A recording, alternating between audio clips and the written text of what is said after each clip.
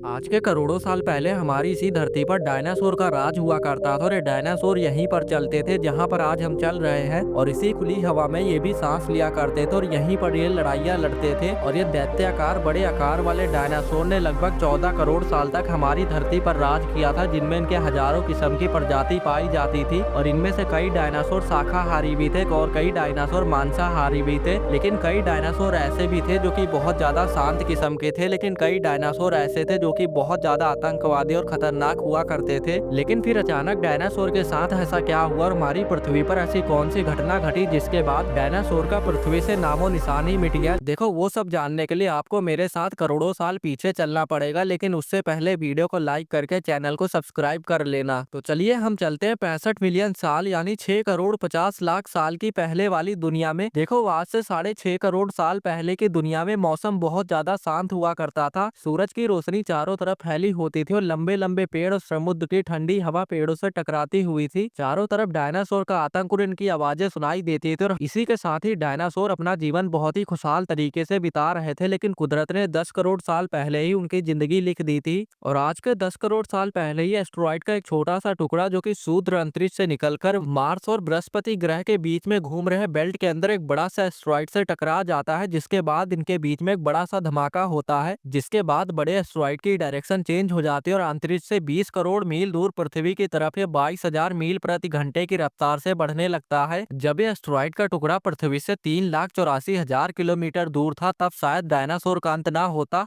और इसी वजह से एस्ट्रॉइड का टुकड़ा चांद से नहीं टकराता और पृथ्वी की ओर बहुत तेज गति से बढ़ने लगता है। और ये एस्ट्रॉइड का टुकड़ा जो 40 किलोमीटर एरिया और साथ ही 2 ट्रिलियन मैट्रिक टन वाले एस्ट्रॉइड का टुकड़ा हर एक सेकंड बढ़ती स्पीड के साथ पृथ्वी की ओर बढ़ने लगा था। और जैसे ही एस्ट्रॉइड का टुकड़ा पृथ्वी की ऊर्जा के संपर्क में आता है तो इसकी स्पीड कई गुना तक बढ़ जाती है और ये एस्ट्रॉइड का टुकड़ा 70,000 मील प्रति घंटे की स्पीड से पृथ्वी की ओर बढ़ने लगता है। पृथ्वी के वायुमंडल में घुसते ही घर्षण के कारण ये एस्ट्रॉइड का टुकड़ा एक बड़े आग के गोले में तब्दील हो जाता है। और ये एस्ट्रॉइड का टुकड़ा इतनी तेज रफ्तार से पृथ्वी की ओर बढ़ रहा था कि इसका अंदाजा आप लोग इस बात से लगा सकते हो, इस आग के गोले ने केवल 4 मिनट के अंदर ही अंटार्कटिका ओशियन को पार कर लिया था। इस एस्ट्रॉइड की चमक इतनी ज्यादा थी कि पृथ्वी पर पहुंचने से पहले ही धरती पर मौजूद हजारों जानवर इसकी चमक को देखकर पूरी तरह से अंधे हो गए थे। ये जानवर इस एस्ट्रॉइड को देख तो नहीं पा रहे थे, लेकिन इसकी गर्मी को पूरी तरह से महसूस कर पा रहे थे। इसी के कुछ समय बाद ही एस्ट्रॉइड का टुकड़ा मैक्सिको की खाड़ी की जमीन से टकराता है और उस जगह पर 35,000 सेल्सियस डिग्री वाला एक भयानक विस्फोट होता है, जो कि 10 हाइड्रोजन बॉम्ब के बराबर होता है। ये विस्फोट इतना ज्यादा भयंकर था कि जिस जगह पर ये एस्ट्रॉइड गिरा था वहां का लाखों टन मेटल अंतरिक्ष में चला गया था। और ये एस्ट्रॉइड इतनी तेज रफ्तार से पृथ्वी से टकराया था कि जिस जगह पर गिरा था वहां पर 180 किलोमीटर चौड़ा और 20 किलोमीटर गहरा गड्ढा बन जाता है। उस जगह का लाखों टन मेटल और धातु धूल बनकर आसमान में बिखर जाता और इसी के 16 मिनट 4 सेकंड बाद पृथ्वी के अंदर एक बहुत बड़ा भूकंप उठने लग जाता। और ये भूकंप इतना तेज था कि समुद्र में मौजूद सारे पानी के अंदर हलचल होने लग जाती है और इसके बाद समुद्र के अंदर बड़ी बड़ी लहरें उठने लग जाती हैं। और इस भूकंप की गति इतनी तेज थी कि इसका अनुमान आप इस बात से लगा सकते हो कि धरती पर मौजूद सभी ज्वालामुखी के अंदर जिसके बाद धरती पर मौजूद सभी ज्वालामुखी के अंदर विस्फोट हो गया था, जिसके बाद डायनासोर का और इसी के बाद ही डायनासोर का अंत होना शुरू हो गया था और एक एक करके सारे डायनासोर तबाह हो गए थे। और इतना ही नहीं, इसी वजह से पृथ्वी का भी अंत बहुत नजदीक आ गया था और जिसकी वजह से